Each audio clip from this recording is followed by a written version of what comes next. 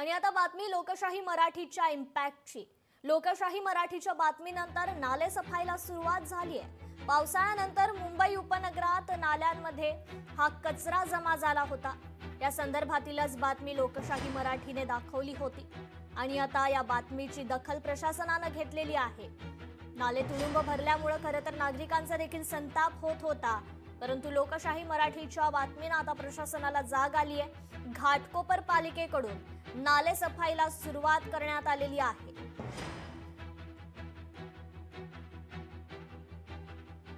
आज इथे मी पाहत आहे की अविनाश साहेबांच्या प्रयत्नाने आपल्या इकडचा जो कामराजनगरच्या पाठीमागचा जो नाल्याचा जो काम आहे, अतिशय खूप गच्च अशा प्रकारे हा नाला भरलेला होता। आज सकाळीच मी पाहिलो, अक्षरशः मी पण हेच त्यांना सांगत होतो की बरं झालं तुम्ही आलात आणि इकडची जी घाण आहे ते तुम्ही साफ करत आहात। तो जब भी हम लोग का स्कूल मॉडर्न स्कूल है, यहाँ से आते हैं समय हम लोग को डर लगता था, तो एक बार ये निकल आए हुए और वहाँ पे जो सामने वो भी निकला हुआ है, तो इसकी वजह से हम लोग को डर लगता करके अभी गवर्नमेंट से हम लोग विनती करते कि ये सब ठीक करा दो।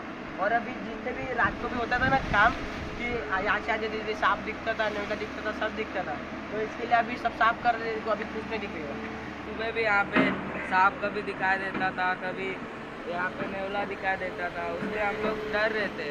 अभी वो डर नहीं है क्योंकि अविनाश भाऊ ने काम करा दिया। मी बृहन्मुंबई महानगरपालिकेच्या अधिकाऱ्यांना सोमवारपर्यंत हा नाला साफ करा, जर तो नाला साफ झाला नाही तर मी ह्या नाल्यातला कचरा जोपर्यंत नाला साफ होणार नाही तोपर्यंत रोज बादली भरून तुमच्या टेबलवर आणून ठेवणार, असा मी इशारा दिल्याच्या नंतर आज शुक्रवार तुम्ही बघताय की 2च दिवसामध्ये बृहन्मुंबई महानगरपालिकेने या ठिकाणी माझ्या मागे तुम्ही बघताय की कामाला सुरुवात केलेली आहे।